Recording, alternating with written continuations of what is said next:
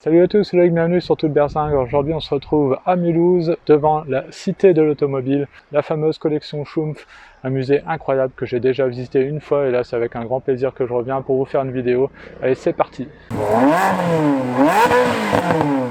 Bon, ça y est, me voilà à l'intérieur du musée et là donc on a les fameuses maquettes suspendues, typiques de la Cité de l'Automobile, collection Schumpf à Mulhouse. Et maintenant, on va rentrer dans le vif du sujet. Les premières voitures qu'on voit en arrivant, déjà, ça donne une idée un peu de quoi on va s'attendre derrière. Et on commence avec une Bugatti électrique. Et oui, celle-ci est de 1931. C'est une Type 56. Et effectivement, donc, elle est équipée d'un moteur électrique. Donc voilà, les voitures électriques, ça date pas d'hier. Alors, elle fait beaucoup plus ancienne. Je suis étonné de l'année 1931, mais bon, s'ils le mettent, on sait que c'est ça. Bugatti Type 35B. Une voiture mythique qui a gagné énormément de courses et qui a contribué à faire la réputation de Bugatti par la suite. Et donc généralement quand on en va sur des rassemblements ou autres, on se pose toujours la question si c'est une réplique ou pas. Au moins ici, il n'y a pas de doute, c'est une vraie. Alors évidemment dans ce musée il n'y a pas que des Bugatti, hein. Il y a aussi il y a un peu de tout, toutes les marques. Donc là cette Ferrari monoplace Formule 1 de 1970. Et il y a aussi une très belle collection, alors on en verra plus tout à l'heure, de miniatures, de voitures pour enfants. Donc ça c'est une collection incroyable. Et vous verrez, il y en a plein d'autres comme ça. C'est une Type 52, elles sont vraiment magnifiques. Et ça, mine de rien, ça vaut le prix d'une petite Clio. Bon voilà, nous voilà au cœur du sujet. Alors première chose à savoir, ce musée est un musée national. Ça veut dire que toutes ces voitures-là, toutes ces voitures appartiennent à l'État. Et c'est, je crois, si ce n'est un des plus grands musées automobiles au monde. Et ce qui est sûr, c'est que c'est la plus grande collection de Bugatti au monde. Voilà. Donc, moi j'adore venir ici, c'est pas la première fois que je viens. La dernière fois que j'étais venu, j'avais pas fait de vidéo parce que j'avais pas encore créé la chaîne. Et j'avais toujours dit que, enfin depuis que j'ai créé la chaîne, qu'il fallait que je revienne parce que on s'en lasse pas en fait. C'est vraiment top. Regardez, j'aime bien l'ambiance là, avec les petits lampadaires, les voitures sont posées sur des graviers et tout, très bien mises en valeur. Il y a une très bonne luminosité, on voit très bien les voitures, c'est top. Alors maintenant nous allons commencer le grand hall. Alors il est immense, hein. Donc je vais y aller en serpentin. Et du coup on va le faire à peu près par ordre chronologique. Donc on va commencer avec les toutes premières voitures. Donc celle-ci par exemple c'est une Peugeot Type 8 de 1893. Elle est vraiment vieille hein, celle-ci. Un moteur 2 cylindres. Là on a une Panhard Elevator. Alors c'est à peu près la même qu'on a vu au Classic Day à Manicourt. Donc 1894, moteur 2 cylindres. Là on a une George Richard en vis-à-vis, c'est-à-dire que le passager était assis face au conducteur, sur le petit siège devant. Là. Un cylindre Benz. Donc au départ il se cherchait un petit peu hein, au niveau des énergies, et donc là on a une voiture à vapeur, de type tonneau. Là regardez là aussi. Alors comment ça fonctionne, ça c'est un moteur 1 cylindre. Donc on voit que ça ressemblait beaucoup à des calèches hein, au départ. Et puis elles sont dans des états franchement incroyables. Hein. Donc celle-ci c'est une Benz. Une des toutes premières voitures là aussi, 1898. Regardez le volant comment il était. Vertical, tout petit. Enfin horizontal plutôt du coup. Là on voit mieux le volant. Avec un seul gros phare devant qui marchait au gaz généralement. Alors regardez, ils ont carrément mis un petit parasol là au-dessus. Ça c'est une Benz là aussi. Là, on a même un petit tricycle. Là, on a une Daimler. Bon, alors à l'époque ils n'avaient pas encore fait les études d'aérodynamisme. Hein. On a une Panhard Elevator. Donc on a vraiment l'impression que c'est une calèche. Ils ont enlevé les chevaux, ils ont mis un moteur à la place. Regardez là, on a une petite fenêtre derrière le conducteur qui donne accès à l'arrière. Alors là, on a une reconstruction de la Jamais Contente, qui était une voiture électrique qui avait battu un record de vitesse à l'époque, donc en 1899. Record du monde de vitesse avec 105 km/h. C'était un truc de fou à l'époque, et avec une voiture électrique. 2 dions-boutons. une marque qui a apporté énormément à l'automobile, marque française évidemment. Alors les Français ont apporté énormément à l'automobile, hein. C'est énorme. C'est en matière d'innovation.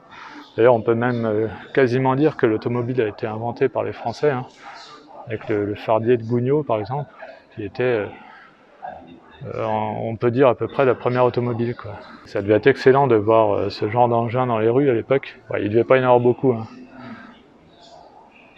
Celle-là, là, il y avait peut-être le premier pare-brise de Dion Bouton.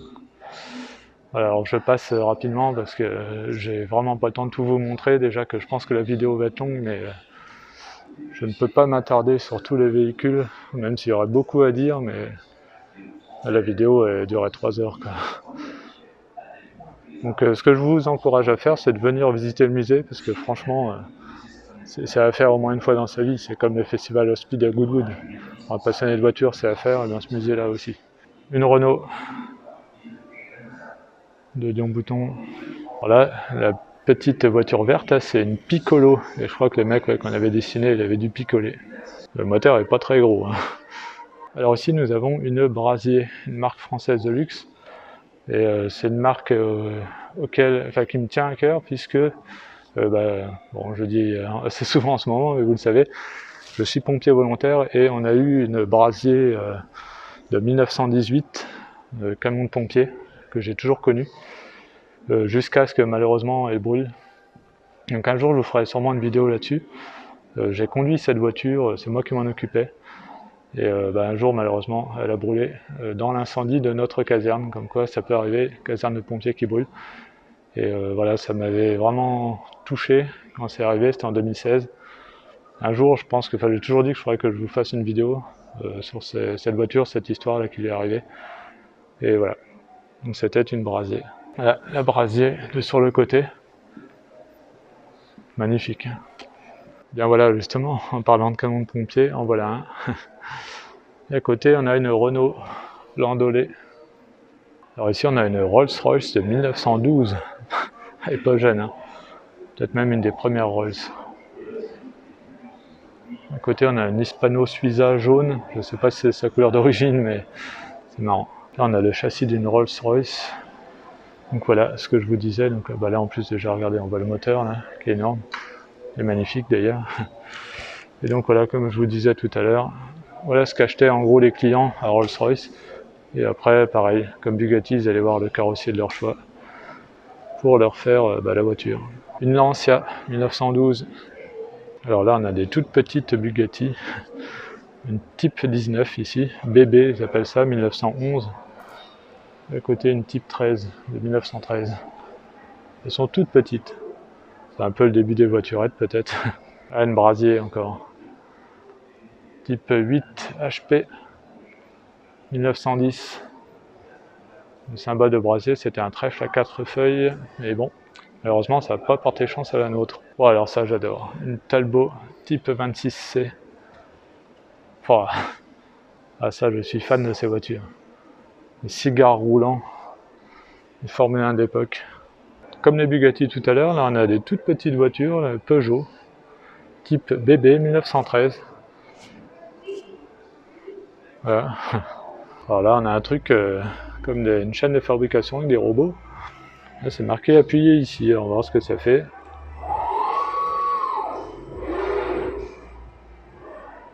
Et ben voilà, on peut voir les robots qui viennent faire des soudures. Ce sont seulement des soudures, hein. Je rigole parce que là-bas, là, vous voyez là où on vient de voir l'animation là. Il y a une S7, enfin une DS7 Crossback. Et le gamin, il arrive, il dit « Waouh, venez voir, il y a une DS7 Crossback ». Alors qu'il y a plein de Bugatti, des trucs comme ça autour. Enfin bref, on est mal là pour l'avenir. Donc là, on a une Bugatti, une Type 26. Une Amilcar, marque française, hein, que j'adore. Voilà, parce que c'est des petites Bugatti. Là, pareil, le Samson, pareil. Ça ressemble à des Bugatti en moins cher, mais quoi que ça a pris beaucoup de cotes, hein, les Amilcar. Voilà, c'est quoi ce truc? Une Scott 1923, c'est anglais ça, tiens, c'est pas étonnant. Alors, là, je me suis posé la question une seconde s'il manquait pas une roue, mais a priori non. Audi. Voilà, Audi, avant que ça soit les 4 anneaux. Donc ça c'est vraiment les premières Audi d'avant-guerre, avant que ça soit rassemblé avec Porsche, DKW et Auto-Union, les fameux 4 anneaux. Donc voilà, Audi il a été tout seul. On a une Mercedes-Benz, Bugatti Type 38 de 1927, 130 km/h. Donc à l'époque c'était beaucoup, et imaginez 130 km/h là-dedans, on doit avoir des sensations. Ah, là on a une Mercedes SSK. Et si vous connaissez les Excalibur, eh bien ça s'inspire de ces Mercedes. Alors Bugatti ont vraiment fait toutes sortes de voitures. Là regardez, celle-ci est beaucoup plus passe-partout. Alors tout à l'heure je vous ai montré quelques voitures d'enfants, voitures à pédales. Et là je vous avais dit qu'il y avait une collection incroyable, et là voilà, elle est là. Une collection incroyable de petites voitures pour enfants à pédales. Il y a même un tracteur là, une locomotive en bas, un bateau. Voilà, il y a même un avion à pédales. Incroyable, ça ne se fait plus aujourd'hui ça. Il y a une DS cabriolet. Donc là la locomotive, c'est vraiment classe. Wow, celle-là elle est trop classe. Celle-là là. Excellent. Ah, on a même une espèce de Disetta. Oh là là. Là, c'est pareil, la Jaguar Type E là au milieu là, c'est excellent. Ah, il y a encore tout ça là au milieu. Ça c'est des voitures qui valent une fortune aujourd'hui. Hein. Je vous dis, ça vaut le prix d'une petite une Clio ou un truc comme ça. On en a encore ici. Oh, celle-là elle est un peu plus grosse en dessous là. Oh, c'est une René Bonnet. La Mercedes. Ah, trop mignon ça. Avec le sidecar. Ah, c'est excellent. Ah, ça aussi, c'est beaucoup plus vieux. Mais c'est trop mignon. Ah, des trucs bizarres là. Oula, bah, je sais pas comment ça marche là, avec les deux poignées. Alors celle-ci c'est une Bugatti, c'est marqué une Type 35B, mais avec des ailes vraiment différentes. C'est bizarre. Elle est étrange celle-ci, mais elle est magnifique. Hein. Ouais, c'est marqué ça, Type 35B, une biplace sport. Donc voilà, encore toutes sortes de Bugatti. Celle-ci aussi a une forme spéciale, c'est une Type 46. Pas trop habitué. Alors là on a une Maserati, Type 2000, 1930. Superbe là aussi. Là on a une Alfa Romeo 8C. Et à côté une petite Bugatti, là, pareil d'enfant. Et là une Bugatti Type 49. Mercedes Type 290. Très jolie. Un plus petit coupé. Ouais, celle-là, regardez, on dirait presque une coccinelle. Alors c'est quoi ça? C'est une coche découvrable type 170H 1937. Fiat Balilla type 508S.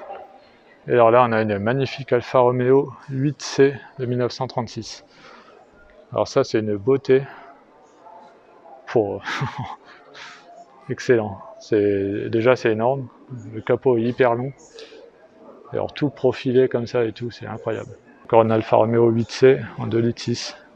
J'adore ces grosses Mercedes hyper agressives. Une 540K là. Là on a une Ballot de 1930. Et là bah, c'est une voiture qui est partie en restauration. C'est ballot. Hein. Voilà, on a encore des Bugatti en veux-tu, en voilà. Alors celle-ci est plus récente.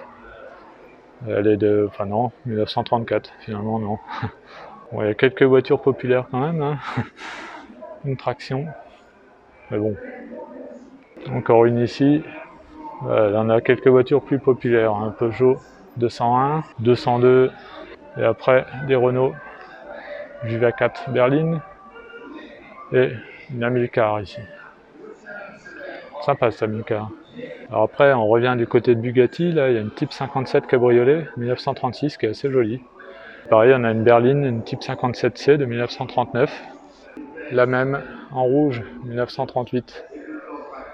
On n'est pas habitué à voir ce genre de Bugatti. Alors là nous avons une Tatra, c'est une marque tchèque. Celle-ci est de 1937. Et c'était des 8 cylindres à l'arrière. Je vais vous montrer ça juste après. Avant, je vous parle rapidement de cette chose. C'est une Arzen biplace œuf. Trop bizarre. C'est français. 1942, moteur 1 cylindre de 0, enfin c'est un 125 cm3.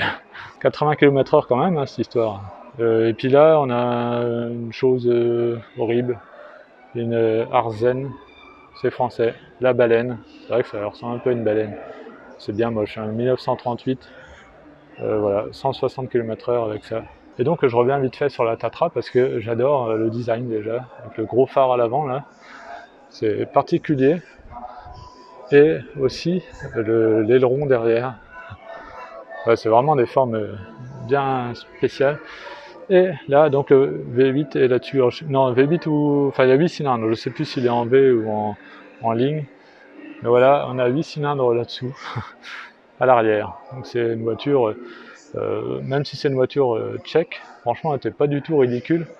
Elle était même en avance sur son temps sur pas mal de points. Là, on a une Bugatti Type 57 SC de 1939. Bon, ça me semble bizarre que ce soit une Type 57, mais bon, je pense pas qu'il soit gouré quand même. Mais elle ressemble pas du tout. Ah ok, suffit de lire l'affiche. C'est marqué cette 57 SC n'a visiblement plus sa carrosserie d'origine. Voilà, donc en fait ça a été modifié en 1951, voilà, ce qui explique pourquoi elle ne ressemble pas du tout à une Type 57. Alors là on arrive dans les toutes dernières Bugatti, avant la disparition malheureusement de la marque après la mort d'Ettore. Et donc là on a une Type 101, donc voilà c'est une berline. Alors là pareil, un très atypique, c'est très rare d'en voir, moi j'en ai jamais vu à part ici, ce genre de Bugatti. Bugatti moderne entre guillemets, regardez là, le design, incroyable. Donc voilà, 1952, c'était vraiment juste avant la fin. Et là, on a une Type 101 de 1951, cette fois-ci en cabriolet. Là, on en a encore une en coupé, 1951. Donc voilà, on peut dire que c'était les dernières vraies Bugatti, entre guillemets. Là. On revient sur les voitures bizarres avec cette Panhard Elevator. Alors, je vais vous montrer un peu mieux. Une Dynavia 1948. Vraiment spécial, hein. Voilà, bah, l'avant, c'est quoi ces trucs? Qu'est-ce qu'ils nous ont fait Panhard là encore? Alors là, par ici, c'est vraiment les voitures aux formes un peu spéciales, hein. Là, on a une Hotchkiss, un peu bizarre. On a même une petite 4 chevaux et une 2 chevaux. Et là, à côté, c'est quoi ça? C'est une Trabant? Ouais, c'est une Trabant. Alors, celle-ci, je l'avais déjà vue au Rétromobile, au dernier Rétromobile, je crois. Donc, c'est une 4L Bertin. Donc, c'est une 4L coupée. Voilà, exemplaire unique. Incroyable, hein, ce truc. Bon alors là, attention, on arrive maintenant dans du lourd, enfin on était déjà dans du lourd, mais Mercedes 300 SL, donc porte-papillon, une voiture incroyable, un mythe de l'automobile. Allez, une petite Ferrari, donc celle-là c'est une Type 250 MM 1952.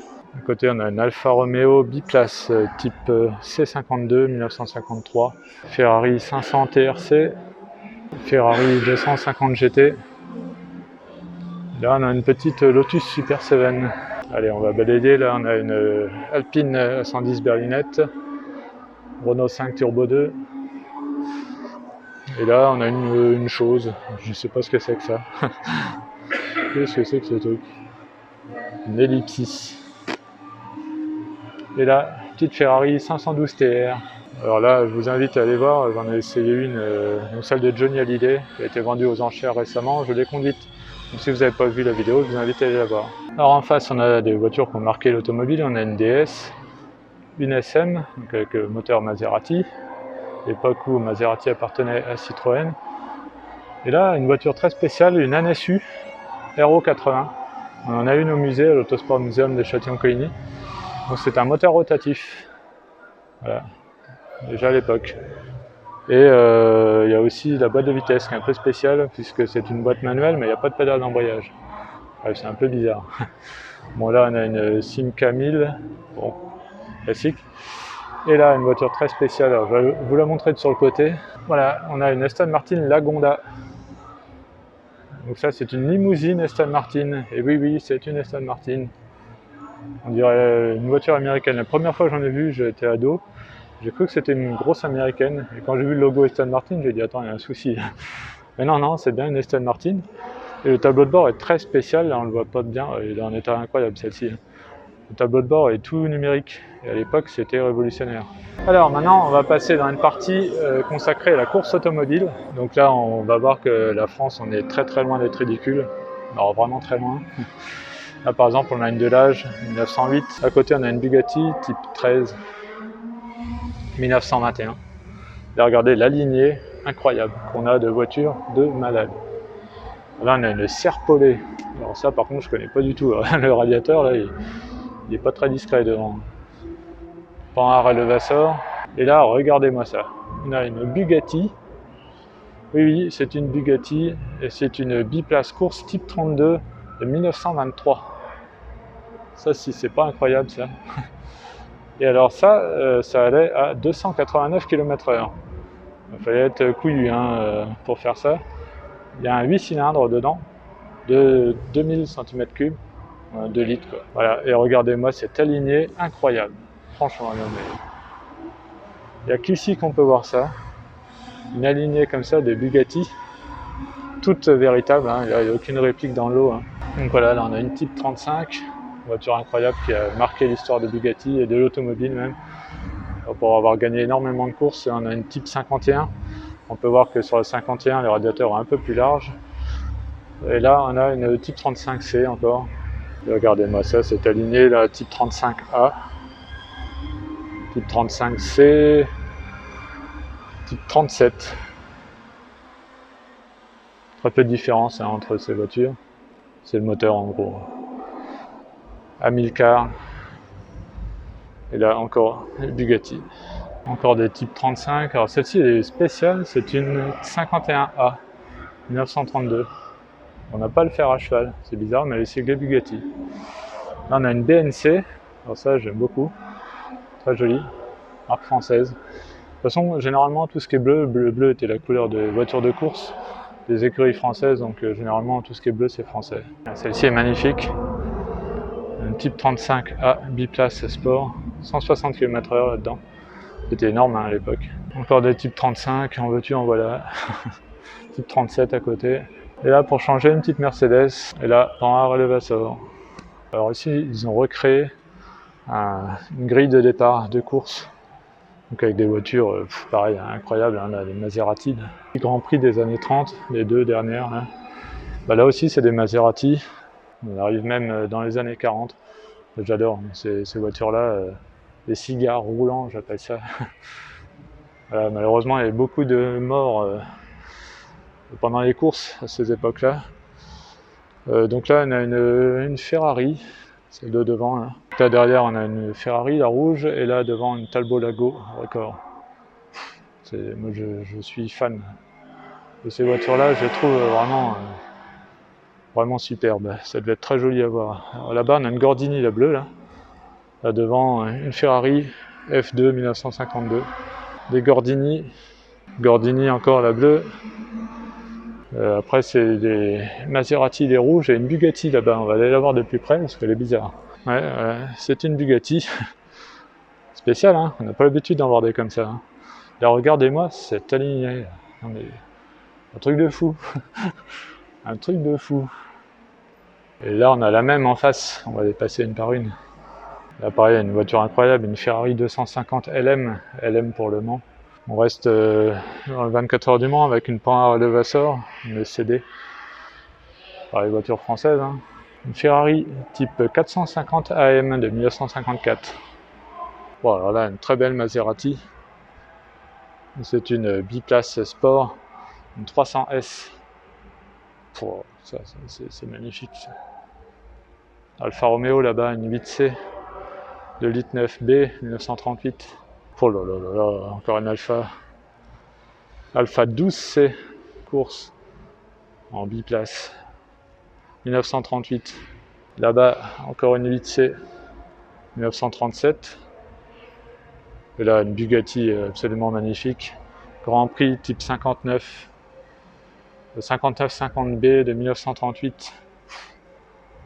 Oh là là là là. Ah, puis regardez celle de derrière encore avec le petit garde-boue et tout là. Oh, c'est incroyable ça, ces bagnoles-là. Donc ça, c'est une type 59-50B 1938 derrière aussi. Et bah quand même, voilà, les Mercedes, hein, 1937. Grand Prix W125. Très belle également. Voilà, W154 pour celle-ci. Enfin, c'était quelque chose hein, quand même à l'époque, les Grands Prix, quand on voit ce que c'est devenu maintenant, où moi je regarde plus personnellement. À l'époque, ça donnait. Hein. Bon, malheureusement, ça donnait aussi des vies humaines, mais il y avait du spectacle. Allez, toujours dans les voitures françaises, Simca Gordini, celle-ci, de 1937. Celle-ci, encore une Simca Gordini, 1939. Enfin, et puis en plus, des formes bizarres, j'adore. Donc tout ça, c'est des Simca Gordini. 1950, celle-ci. Ça, c'est une Gordini. 1952, Gordini également. 1953, encore une Gordini. Bon, je passe rapidement, hein, parce que déjà je suis désolé, je pense que la vidéo va être hyper longue, mais je pense que ça vaut vraiment le coup. Et sinon, venez voir le musée, hein, franchement, c'est une folie, hein, ce musée. Voilà, les Gordini.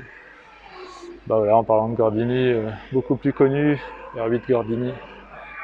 Et oh là là, ça, je suis fan. Mercedes 300 SLR. Stirling Moss là-dedans. Voilà.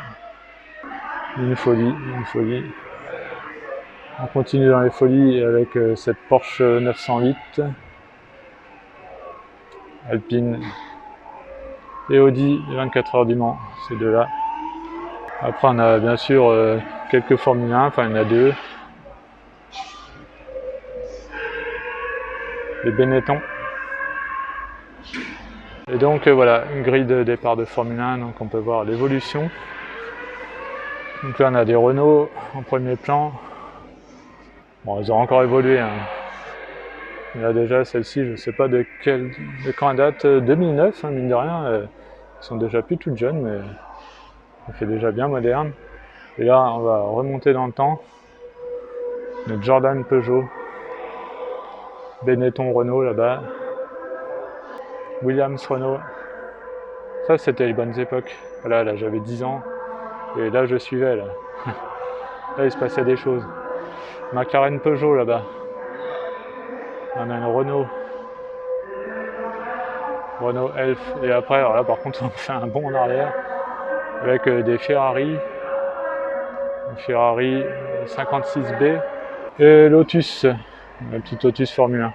Alors, si vous le souhaitez, vous pouvez aussi prendre cette espèce de petit bus. Hein.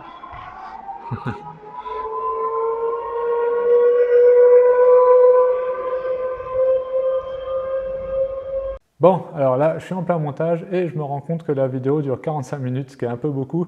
Donc du coup, j'ai décidé de la couper en deux. Donc dans quelques jours, on se retrouve avec la deuxième partie où là, je vous montrerai la voiture la plus chère du monde. Donc voilà, comme vous avez pu le voir dans cette première partie, c'est vraiment un musée incroyable et vous allez voir, c'est pas fini, il y a vraiment du lourd. Alors dans la deuxième partie, on verra un hall avec des voitures vraiment de grand luxe. Vous verrez aussi que maintenant, vous avez la possibilité de conduire des voitures de prestige ou des voitures de collection sur le petit anneau qu'ils ont là à l'extérieur du circuit. Donc voilà, tout ça, ça sera dans la deuxième partie dans quelques jours. En attendant, j'espère que la vidéo vous a plu. Si c'est le cas, n'hésitez pas à mettre un pouce bleu comme d'habitude. N'hésitez pas aussi à vous abonner et activer la petite cloche, comme ça vous serez au courant dès que je mets une nouvelle vidéo. Et on se retrouve très bientôt sur Tout Berzingue. Allez, salut!